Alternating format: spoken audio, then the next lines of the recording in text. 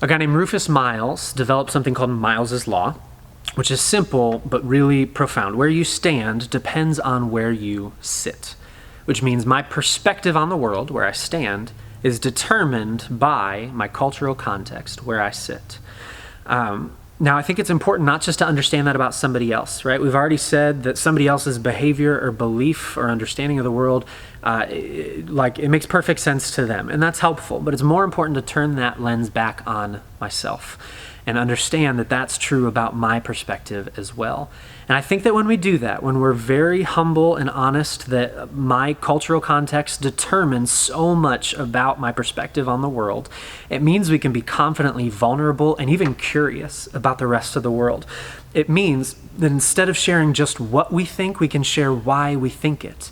We can actually share the context of where we're sitting so that where we're standing makes a little more sense. And it's not combative at that point. It's just, of course, what I understand about the world.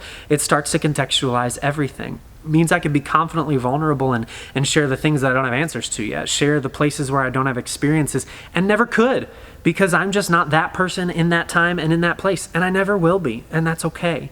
And I think honestly that we have to be okay with the fact that our view of the world is just ours, and mine is just mine, and yours is just yours. And I think that's a good understanding of the body of Christ in general. I don't have to be all things to all people.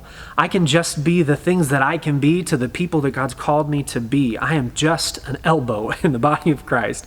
I don't have to be more than an elbow, and I don't have to be less than an elbow, and I don't have to be ashamed that I'm an elbow. That's just what I am. And at the same time, I can respect and love and be curious about the rest of the ways that God is using the multitude and variety and kaleidoscope of people and experiences that make up the understanding of the world that the body of Christ can have, and also the impact that the body of Christ can have in the world. And so that's Miles's Law. Your cultural context determines your perspective. Where you stand is determined by where you sit.